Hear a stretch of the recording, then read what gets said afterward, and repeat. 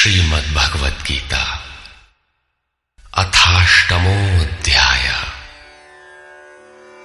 7वें अध्याय के अंत में योगेश्वर श्री कृष्ण ने कहा कि पुण्य कर्म अर्थात नियत कर्म आराधना को करने वाले योगी संपूर्ण पापों से छूटकर उस व्याप्त ब्रह्म को जानते हैं। अर्थात कर्म कोई ऐसी वस्तु है जो व्याप्त ब्रह्म की जानकारी दिलाता है। उस कर्म को करने वाले व्याप्त ब्रह्म को, संपूर्ण कर्म को, संपूर्ण अध्यात्म को, संपूर्ण अधिदैव, अधिभूत और अधियज्ञ सहित मुझको जानते हैं। अतः कर्म कोई ऐसी वस्तु है जो इन सब से परिचित कराती है। वे अंतकाल में भी मुझको ही जानते हैं। उनकी जानकारी कभी विस्मृत नहीं होती। इस पर अर्जुन ने इस अध्याय के प्रारंभ में ही उन्हीं शब्दों को दोहराते हुए प्रश्न रखा। अर्जुन उवाच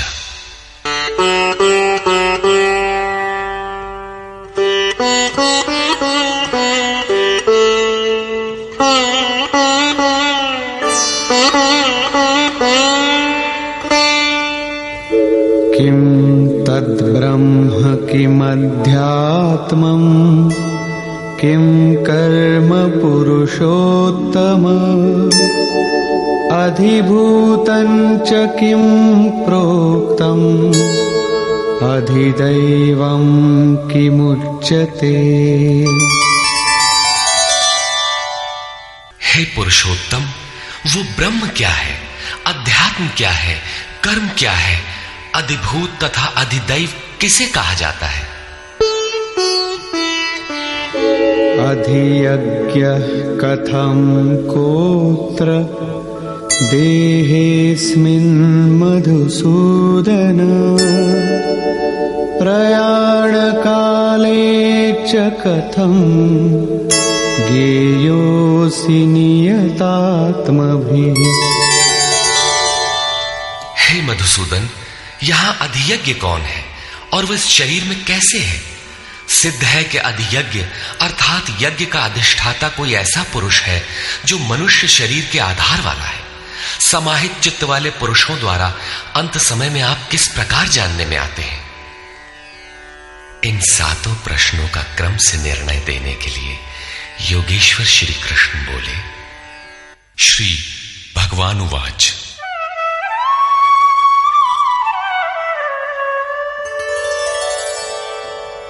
अक्षरं ब्रह्म परमं स्वभावोऽध्यात्ममुच्यते भूतभावोद्भवकरो विसर्गः कर्म संज्ञितः। अक्षरम ब्रह्म परमम, जो अक्षय है, जिसका क्षय नहीं होता, वही परम ब्रह्म है। स्वभावः अध्यात्मम उच्यते, स्वयं में स्थिर भाव ही अध्यात्म अर्थात आत्मा का आधिपत्य है। इससे पहले सभी माया के आधिपत्य में रहते हैं, किंतु जब स्वभाव अर्थात स्वरूप में स्थिर भाव अर्थात स्वयं में स्थिर भाव मिल जाता है तो आत्मा का ही आधिपत्य उसमें प्रवाहित हो जाता है। यही अध्यात्म है, अध्यात्म की पराकाष्ठा है। भूत भावोद्भव करा, भूतों के वे भाव जो कुछ न कुछ उद्भव करते हैं अर्थात प्राणियों के वे संकल्प जो भले अथवा बुरे संस्कारों की संरचना करते हैं, उनका विसर्ग अर्थात विसर्जन, उनका मिट जाना ही कर्म की पराकाष्ठा है। यही संपूर्ण कर्म है जिसके लिए योगेश्वर ने कहा था वो संपूर्ण कर्म को जानता है। वहां कर्म पूर्ण है, आगे आवश्यकता नहीं है। नियत कर्म, इस अवस्था में जबकि भूतों के वे भाव जो कुछ न कुछ रचते हैं, भले अथवा बुरे संस्कार संग्रह करते हैं, बनाते हैं, वे जब सर्वथा शांत हो जाएं, यही कर्म की संपूर्णता है। इसके आगे कर्म करने की आवश्यकता नहीं रह जाती। अतः कर्म कोई ऐसी वस्तु है जो भूतों के संपूर्ण संकल्पों को, जिनसे कुछ न कुछ संस्कार बनते हैं, उनका शमन कर देती है। कर्म का अर्थ है आराधना, चिंतन, जो यज्ञ में है। अधिभूतं क्षरो भावः पुरुषश्चाधिदैवतम् अधियज्ञोऽहमेवात्र देहे देहभृतां वर। जब तक अक्षय भाव नहीं मिलता, तब तक नष्ट होने वाले संपूर्ण क्षर भाव अधिभूत अर्थात भूतों के अधिष्ठान है। वही भूतों की उत्पत्ति के कारण है। पुरुषः च अधिदैवतम, और प्रकृति से परे जो परम पुरुष है वही अधिदैव अर्थात संपूर्ण देवों, दैवी संपद का अधिष्ठाता है। दैवी संपद उसी परम देव में विलय हो जाती है। देहधारियों में श्रेष्ठ अर्जुन, इस मनुष्य तन में मैं ही अधियज्ञ अर्थात यज्ञों का अधिष्ठाता हूं। अतः इसी शरीर में अव्यक्त स्वरूप में स्थित महापुरुष ही अधियज्ञ है। योगेश्वर श्री कृष्ण एक योगी थे जो संपूर्ण यज्ञों का भोक्ता है।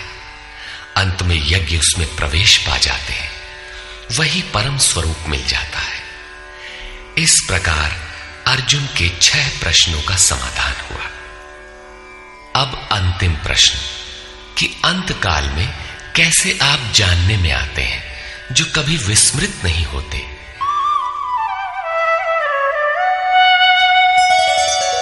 अंतकाले च मामेव स्मरन् मुक्त्वा कलेवरम् यः प्रयाति समद्भावम् याति नास्त्यत्र संशयः।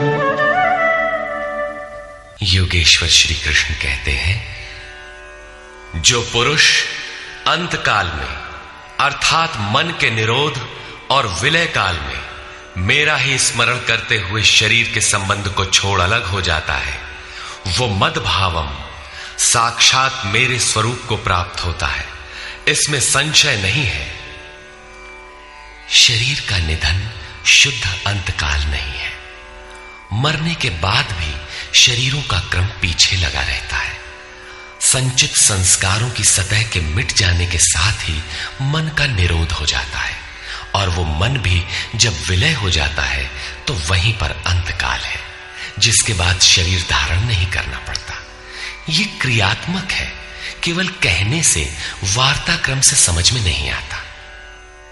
जब तक वस्त्रों की तरह शरीर का परिवर्तन हो रहा है, तब तक शरीरों का अंत कहां हुआ।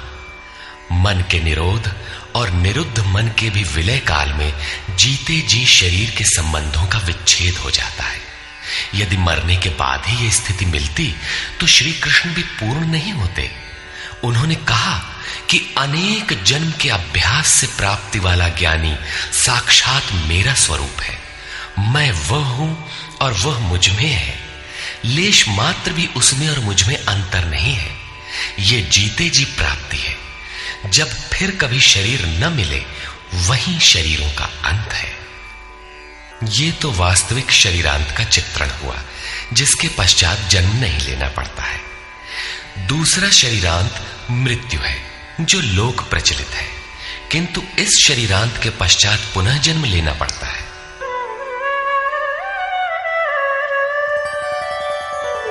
यं यं वापि स्मरन् भावम् त्यजत्यन्ते कलेवरम् तं तमेवैति कौन्तेय सदा तद्भावभावितः। कौन्तेय, मृत्यु के समय मनुष्य जिस भी भाव को स्मरण करता हुआ शरीर को त्यागता है, उसको ही प्राप्त होता है।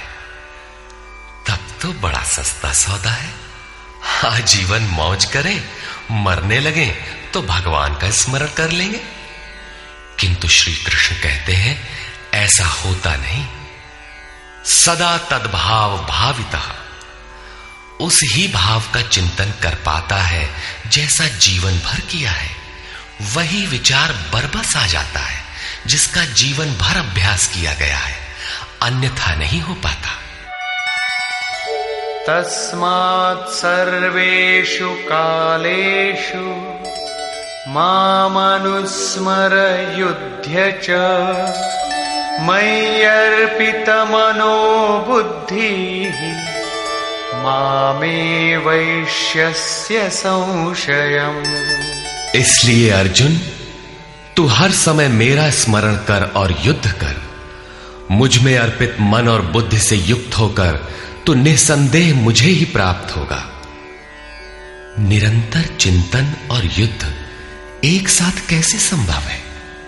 हो सकता है कि निरंतर चिंतन और युद्ध का यही स्वरूप हो कि जय कन्हैया लाल की, जय भगवान की कहते रहें और बाण चलाते रहें। किंतु स्मरण का स्वरूप अगले श्लोक में स्पष्ट करते हुए योगेश्वर कहते हैं,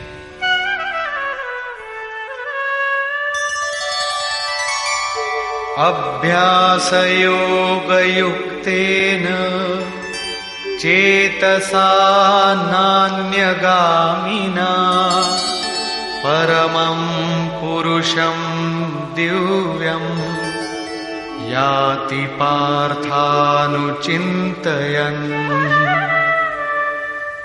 हे पार्थ, उस स्मरण के लिए योग के अभ्यास से युक्त हुआ, अर्थात मेरा चिंतन और योग का अभ्यास पर्याय है। मेरे सिवाय दूसरी ओर न जाने वाले चित्त से निरंतर चिंतन करने वाला परम प्रकाश स्वरूप दिव्य पुरुष अर्थात परमात्मा को प्राप्त होता है। मान लीजिए कि ये पेंसिल भगवान है, तो इसके सिवाय अन्य किसी वस्तु का स्मरण नहीं आना चाहिए। इसके अगल बगल आपको पुस्तक दिखाई पड़ती है या अन्य कुछ भी, तो आपका स्मरण खंडित हो गया। स्मरण जब इतना सूक्ष्म है कि इष्ट के अतिरिक्त दूसरी वस्तु का स्मरण भी ना हो, मन में तरंगे भी ना आए, तो स्मरण और युद्ध दोनों एक साथ कैसे होंगे? वस्तुतः जब आप चित्त को सब ओर से समेटकर अपने एक आराध्य के स्मरण में प्रवृत्त होंगे, तो उस समय मायिक प्रवृत्तियां काम क्रोध राग द्वेष बाधा के रूप में सामने प्रकट ही है।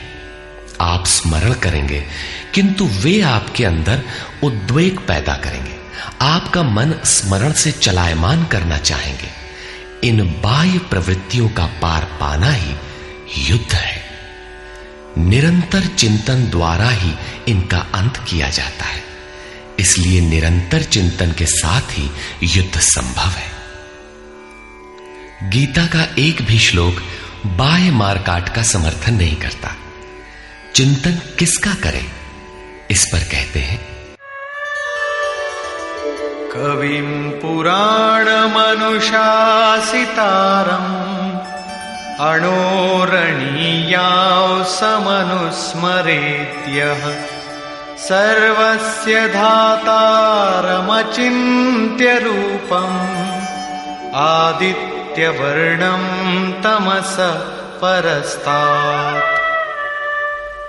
उस युद्ध के साथ वो पुरुष सर्वज्ञ, अनादि, सबके नियंता, सूक्ष्म से भी अति सूक्ष्म, सबके धारण पोषण करने वाले किंतु अचिंत्य, अर्थात जब तक चित्त और चित्त की लहर है तब तक वो दिखाई नहीं देता। चित्त के निरोध और विलय काल में ही जो विदित होता है, नित्य प्रकाश स्वरूप और अविद्या से परे उस परमात्मा का स्मरण करता है। पीछे बताया मेरा चिंतन करता है, यहां कहते हैं परमात्मा का। अतः उस परमात्मा के चिंतन अर्थात ध्यान का माध्यम तत्व स्थित महापुरुष है। इसी क्रम में प्रयाण काले मनसाचलेन भक्त्या युक्तो योग बलेन चैव भ्रुवोर्मध्ये प्राणमावेश्य सम्यक् सतं परं पुरुषमुपैति दिव्यम्।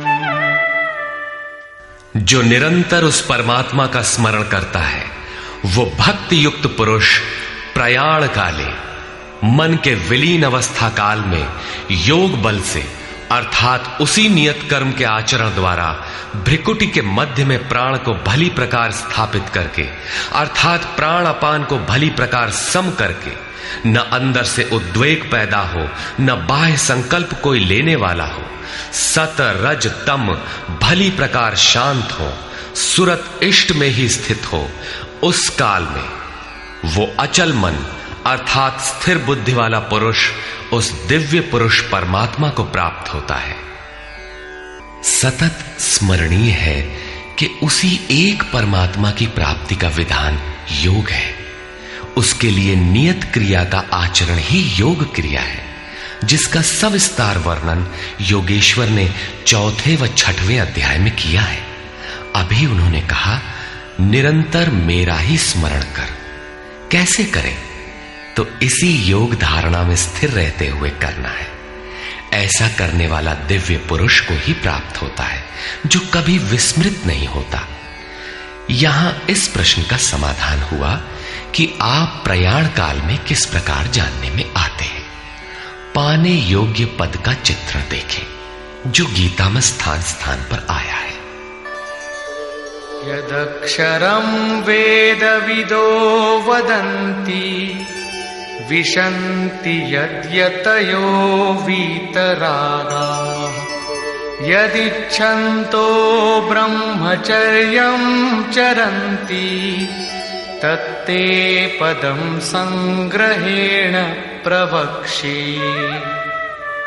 वेदविद अर्थात अविदित तत्व को प्रत्यक्ष जानने वाले लोग जिस परम पद को अक्षरम अक्षय कहते हैं, वीतराग महात्मा जिसमें प्रवेश के लिए यत्नशील रहते हैं, जिस परम पद को चाहने वाले ब्रह्मचर्य का पालन करते हैं। ब्रह्मचर्य का अर्थ जननेन्द्रिय मात्र का निरोध नहीं, बल्कि ब्रह्म आचरति सब ब्रह्मचारी, बाह्य स्पर्शों को मन से त्याग कर ब्रह्म का निरंतर चिंतन स्मरण ही ब्रह्मचर्य है। जो ब्रह्म का दर्शन करा उसी में स्थान दिला शांत हो जाता है। इस आचरण से इंद्रिय संयम ही नहीं बल्कि सकलेंद्रिय संयम स्वतः हो जाता है। इस प्रकार जो ब्रह्मचर्य का आचरण करते हैं, जो हृदय में संग्रह करने योग्य है, धारण करने योग्य है, उस पद को मैं तेरे लिए कहूंगा। वो पद है क्या? कैसे पाया जाता है? इस पर योगेश्वर श्री कृष्ण कहते हैं,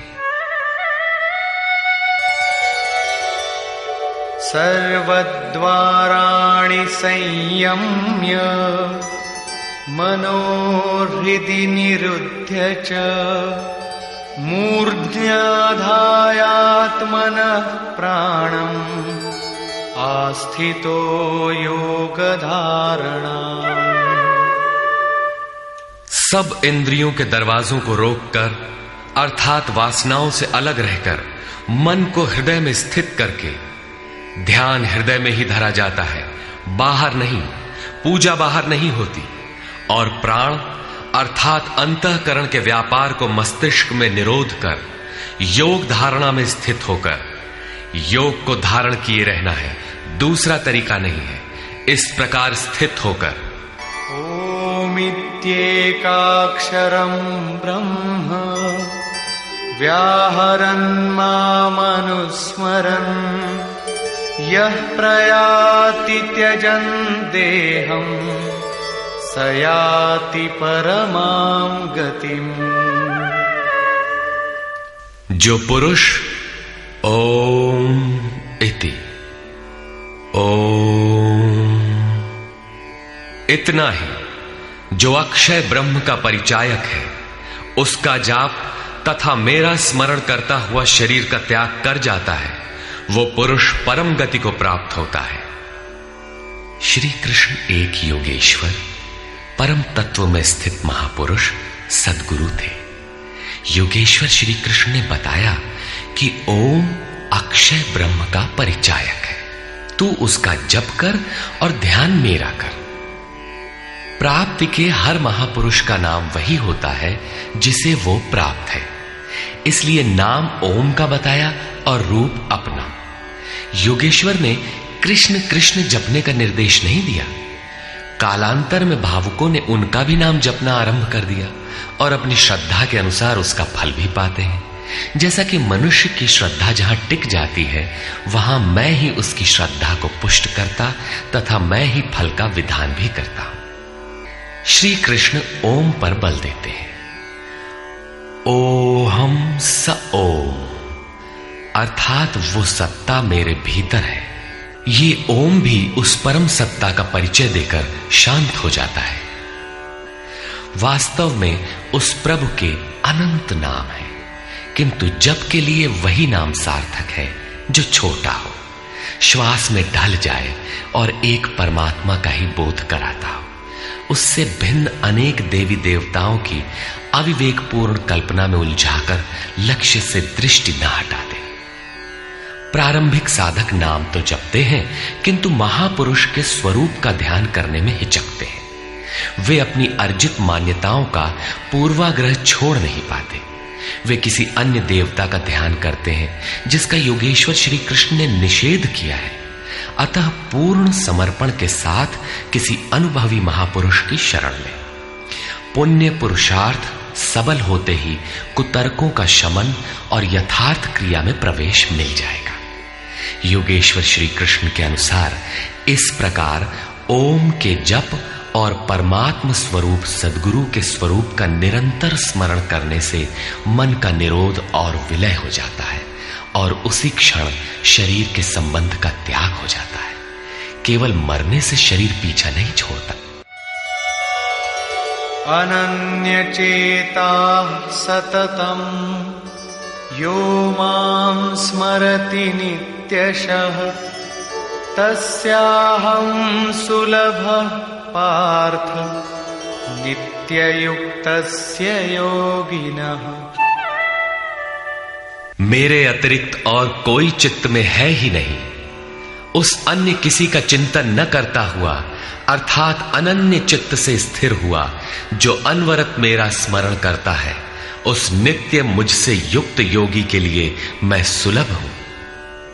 आपके सुलभ होने से क्या मिलेगा? मामुपेत्य पुनर्जन्म दुःखालयम् शाश्वतम् नाप्नुवन्ति महात्मानः संसिद्धिं परमां गताः। मुझे प्राप्त कर वे दुखों के स्थान स्वरूप क्षणभंगुर पुनर्जन्म को प्राप्त नहीं होते, बल्कि परम सिद्धि को प्राप्त होते हैं। अर्थात मुझे प्राप्त होना अथवा परम सिद्धि को प्राप्त होना एक ही बात है। केवल भगवान ही ऐसे हैं जिन्हें पाकर उस पुरुष का पुनर्जन्म नहीं होता। फिर पुनर्जन्म की सीमा कहां तक है? आब्रह्म भुवना लोकाः पुनरावर्तिनोऽर्जुन मामुपेत्य तु कौन्तेय पुनर्जन्म न विद्यते। अर्जुन, ब्रह्मा से लेकर कीट पतंगादि सभी लोग पुनरावर्ती हैं, जन्म लेने और मरने तथा पुनः पुनः इसी क्रम में चलने वाले हैं। किंतु कौन्तेय, मुझे प्राप्त होकर उस पुरुष का पुनर्जन्म नहीं होता। धर्म ग्रंथों में लोक लोकांतरों की परिकल्पना ईश्वर पद की विभूतियों को बोध कराने के आंतरिक अनुभव या रूपक मात्र है। अंतरिक्ष में न तो कोई ऐसा गड्ढा है जहां कीड़े काटते हों और न ऐसे महल जिसे स्वर्ग कहा जाता हो। दैवी संपत्ति से युक्त पुरुष देवता और आसुरी संपत्ति से युक्त मनुष्य ही असुर है। श्री कृष्ण के ही सगे संबंधी कंस राक्षस और बाणासुर दैत्य थे। देव मानव तिर्यक योनियां ही विभिन्न लोक हैं। श्री कृष्ण के ही अनुसार ये जीवात्मा मन सहित पांचों इंद्रियों को लेकर जन्म जन्मांतर के संस्कारों के अनुरूप नया शरीर धारण कर लेता है। अमर कहे जाने वाले देवता भी मरण धर्मा है। क्षीणे पुण्ये मर्त्य लोकम विशंति। इससे बड़ी क्षति क्या होगी? वो देवतन ही किस काम का जिसमें संचित पुण्य भी समाप्त हो जाए। देवलोक, पशुलोक, कीट पतंगादि लोक भोग लोक मात्र है। केवल मनुष्य ही कर्मों का रचयिता है, जिसके द्वारा वो उस परम धाम तक को प्राप्त कर सकता है जहां से पुनरावर्तन नहीं होता।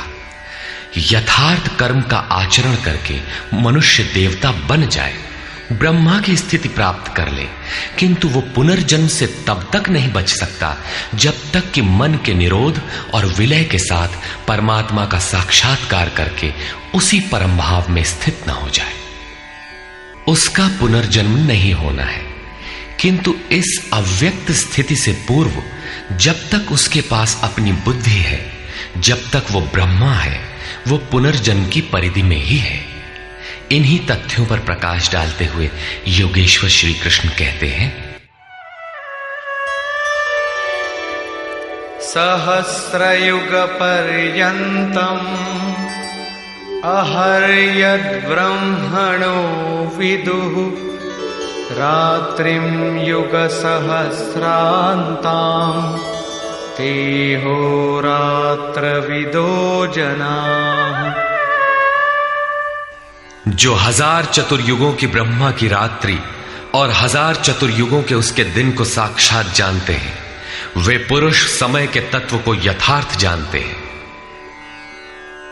प्रस्तुत श्लोक में दिन और रात विद्या और अविद्या के रूपक हैं। ब्रह्म विद्या से संयुक्त बुद्धि ब्रह्मा की प्रवेशिका तथा ब्रह्म विद्वरिष्ठ बुद्धि ब्रह्मा की पराकाष्ठा है। विद्या से संयुक्त बुद्धि ही ब्रह्मा का दिन है। जब विद्या कार्यरत होती है उस समय योगी स्वरूप की ओर अग्रसर होता है। अंतःकरण की सहस्रों प्रवृत्तियों में ईश्वरीय प्रकाश का संचार हो उठता है। इस प्रकार अविद्या की रात्रि आने पर अंतःकरण की सहस्रों प्रवृत्तियों में माया का द्वंद्व प्रवाहित होता है। प्रकाश और अंधकार की यहीं तक सीमा है। इसके पश्चात न तो अविद्या रह जाती है और न विद्या ही। वो परम तत्व परमात्मा विदित हो जाता है।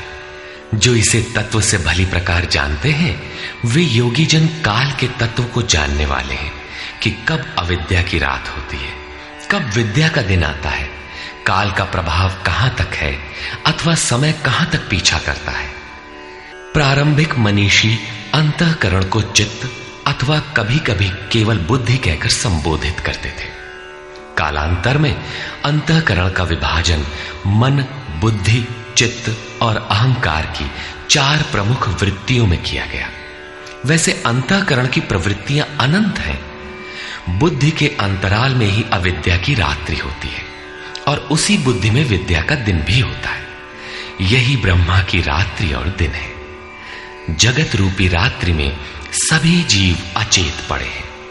प्रकृति में विचरण करती हुई उनकी बुद्धि उस प्रकाश स्वरूप को नहीं देख पाती, किंतु योग का आचरण करने वाले योगी इससे जग जाते हैं। वे स्वरूप की ओर बढ़ते हैं। जैसा कि गोस्वामी तुलसीदास ने रामचरितमानस में लिखा है, कबहु दिवस मह निबिड़तम कबहुक प्रकट पतंग बिन सई उपजई ज्ञान जिमि पाई कुसंग सुसंग। विद्या से संयुक्त बुद्धि कुसंग पाकर अविद्या में परिणत हो जाती है।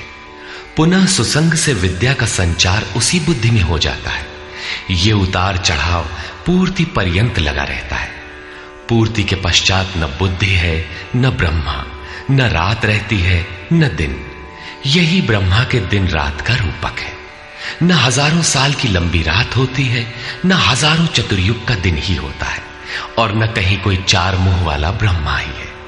बुद्धि की उपर्युक्त 4 क्रमिक अवस्थाएं ही ब्रह्मा के 4 मुख और अंतःकरण की 4 प्रमुख प्रवृत्तियां ही उनके चतुर्युग हैं। रात और दिन इन्हीं प्रवृत्तियों में होते हैं। जो पुरुष इसके भेद को तत्व से जानते हैं वे योगी जन काल के भेद को जानते हैं कि काल कहां तक पीछा करता है और कौन पुरुष काल से भी अतीत हो जाता है। रात्रि और दिन, अविद्या और विद्या में होने वाले कार्य को योगेश्वर श्री कृष्ण स्पष्ट करते हैं।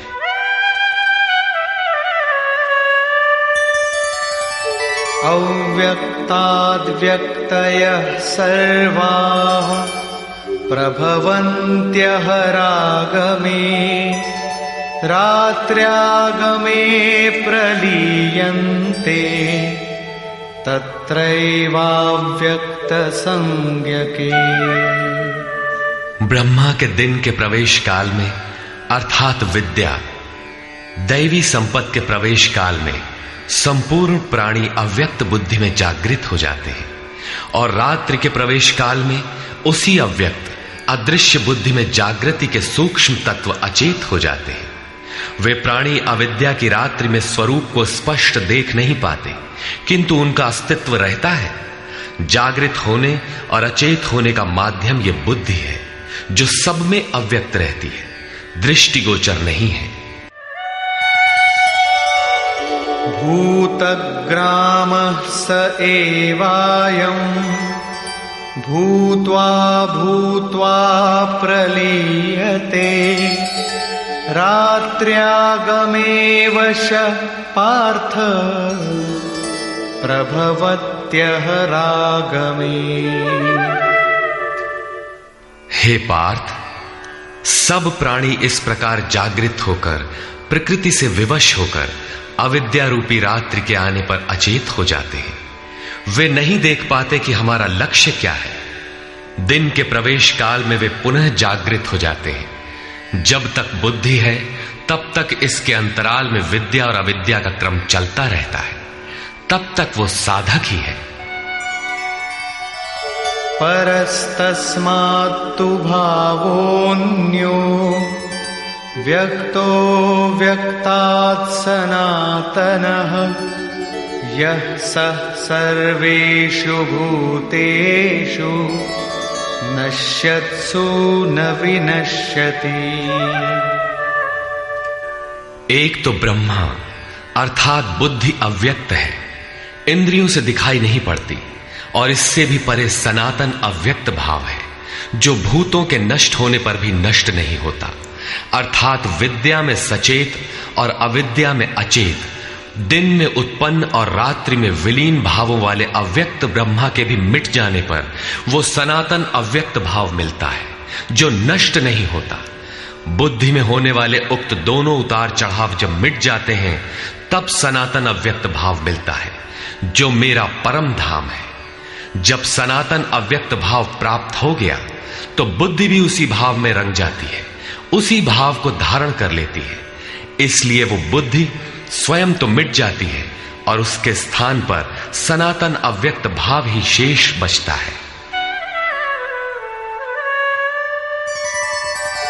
अव्यक्तोऽक्षर इत्युक्तः तमाहुः परमां गतिम् यं प्राप्य न निवर्तन्ते तद्धाम परमं मम। उस सनातन अव्यक्त भाव को अक्षर अर्थात अविनाशी कहा जाता है, उसी को परम गति कहते हैं। वही मेरा परम धाम है जिसे प्राप्त होकर मनुष्य पीछे नहीं आते, उनका पुनर्जन्म नहीं होता। इस सनातन अव्यक्त भाव की प्राप्ति का विधान बताते हैं। पुरुष स पर पार्थ भक्त्या लभ्यस्त्वनन्यया यस्यान्तस्थानि भूतानि येन सर्वमिदं ततम्। पार्थ, जिस परमात्मा के अंतर्गत संपूर्ण भूत है, जिससे संपूर्ण जगत व्याप्त है, सनातन अव्यक्त भाव वाला वो परम पुरुष अनन्य भक्ति से प्राप्त होने योग्य है। अनन्य भक्ति का तात्पर्य है कि परमात्मा के सिवाय अन्य किसी का स्मरण न करते हुए उनसे जुड़ जाए। अनन्य भाव से लगने वाले पुरुष भी कब तक पुनर्जन्म की सीमा में हैं और कब वे पुनर्जन्म का अतिक्रमण कर जाते हैं। इस पर योगेश्वर कहते हैं, यत्र काले त्वनावृत्तिम् आवृत्तिं चैव योगिनः प्रयाता यान्ति तं कालं वक्ष्यामि भरतर्षभ। हे अर्जुन, जिस काल में शरीर त्याग कर गए हुए योगी जन पुनर्जन्म को नहीं पाते और जिस काल में शरीर त्यागने पर पुनर्जन्म पाते हैं, मैं अब उस काल का वर्णन करता हूं।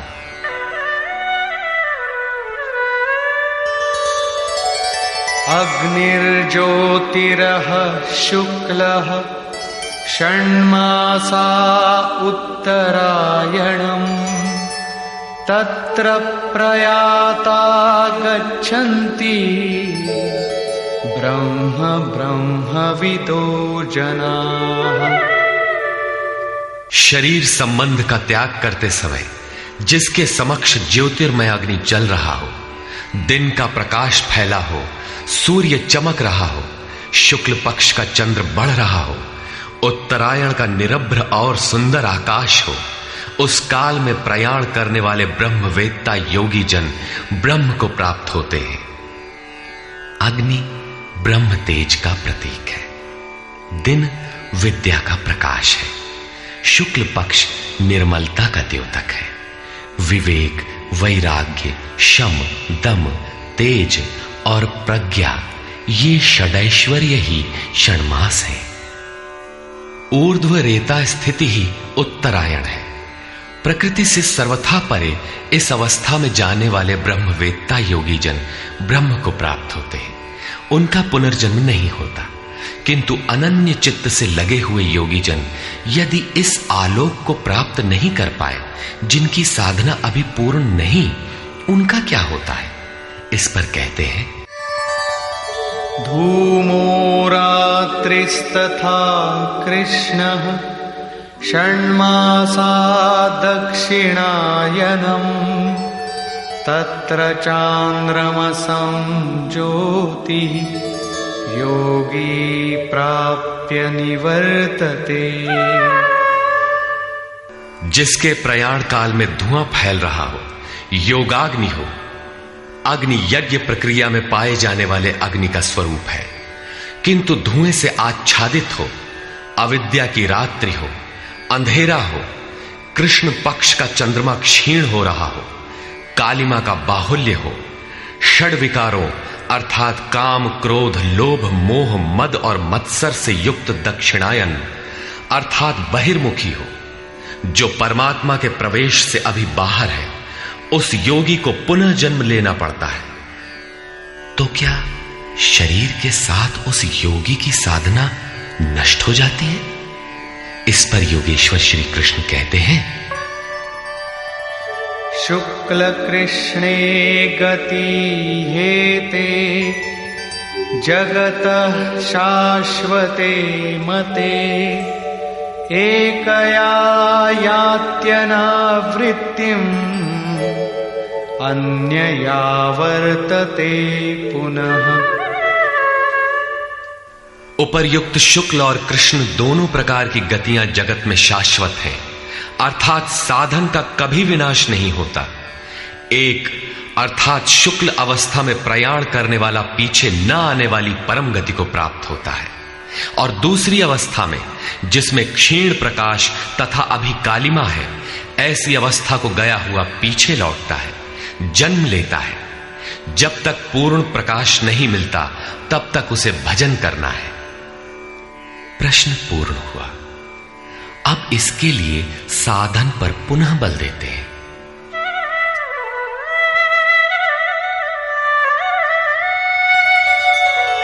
नैते श्रुति पार्थ जानन् योगी मुह्यति कश्चन तस्मात् सर्वेषु कालेषु योगयुक्तो भवार्जुन। हे हे पार्थ, इस प्रकार इन मार्गों को जानकर कोई भी योगी मोहित नहीं होता। वो जानता है कि पूर्ण प्रकाश पा लेने पर ब्रह्म को प्राप्त होगा और क्षीण प्रकाश रहने पर भी पुनर्जन्म में साधन का नाश नहीं होता। दोनों गतियां शाश्वत हैं। अतः अर्जुन, तो सब काल में योग से युक्त हो, अर्थात निरंतर साधन कर। वेदेषु यज्ञेषु तपस्सु चैव दानेषु यत् पुण्यफलं प्रदिष्टम् अत्येति तत्सर्वमिदं विदित्वा योगी परं स्थानमुपैति चाद्यम्। इसको साक्षात्कार सहित जानकर, मानकर नहीं, योगी वेद, यज्ञ, तप और दान के पुण्य फलों का निसंदेह अतिक्रमण कर जाता है और सनातन परम पद को प्राप्त होता है। अविदित परमात्मा की साक्षात जानकारी का नाम वेद है। वो अविदित तत्व जब विदित हो ही गया तो अब कौन किसे जाने। अतः विदित होने के पश्चात वेदों से भी प्रयोजन समाप्त हो जाता है, क्योंकि जानने वाला भिन्न नहीं है। यज्ञ अर्थात आराधना की नियत क्रिया आवश्यक थी, किंतु जब वो तत्व विदित हो गया तो किसके लिए भजन करें। मन सहित इंद्रियों को लक्ष्य के अनुरूप तपाना तप है। लक्ष्य प्राप्त होने पर किसके लिए तप करें। मन, वचन और कर्म से सर्वतोभावेन समर्पण का नाम दान है। इन सब का पुण्य फल है परमात्मा की प्राप्ति। फल भी अब विलग नहीं है, अतः इन सब की अब आवश्यकता न रही। वो योगी यज्ञ, तप, दान इत्यादि के फल को भी पार कर जाता है। वो परम पद को प्राप्त होता है। निष्कर्ष, इस अध्याय में 5 प्रमुख बिंदुओं पर विचार किया गया, जिनमें सर्वप्रथम अध्याय 7 के अंत में योगेश्वर श्री कृष्ण द्वारा बीजारोपित प्रश्नों को स्पष्ट समझाने की जिज्ञासा से इस अध्याय के आरंभ में अर्जुन ने 7 प्रश्न किए कि भगवान, जिसे आपने कहा वह ब्रह्म क्या है, वह अध्यात्म क्या है, वह संपूर्ण कर्म क्या है, अधिदैव, अधिभूत और अधियज्ञ क्या है, और अंतकाल में आप किस प्रकार जानने में आते हैं कि कभी विस्मृत नहीं होते। योगेश्वर श्री कृष्ण ने बताया कि जिसका विनाश नहीं होता वही पर ब्रह्म है। स्वयं की उपलब्धि वाला परम भाव ही अध्यात्म है, जिससे जीव माया के आधिपत्य से निकलकर आत्मा के आधिपत्य में हो जाता है, वही अध्यात्म है। और भूतों के वे भाव जो शुभ अथवा अशुभ संस्कारों को उत्पन्न करते हैं, उन भावों का रुक जाना, विसर्ग, मिट जाना ही कर्म की संपूर्णता है। इसके आगे कर्म करने की आवश्यकता नहीं रह जाती। अतः कर्म कोई ऐसी वस्तु है जो संस्कारों के उद्गम को ही मिटा देता है। इसी प्रकार क्षर भाव अधिभूत हैं, अर्थात नष्ट होने वाले ही भूतों को उत्पन्न करने में माध्यम है। वे ही भूतों के अधिष्ठाता हैं। परम पुरुष ही अधिदैव है, उसमें दैवी संपद विलीन होती है। इस शरीर में अधियज्ञ मैं ही हूं, अर्थात जिसमें यज्ञ विलय होते हैं वह मैं हूं। यज्ञ का अधिष्ठाता हूं, वह मेरे स्वरूप को ही प्राप्त होता है, अर्थात श्री कृष्ण एक योगी थे। अधियज्ञ कोई ऐसा पुरुष है जो इस शरीर में रहता है, बाहर नहीं। अंतिम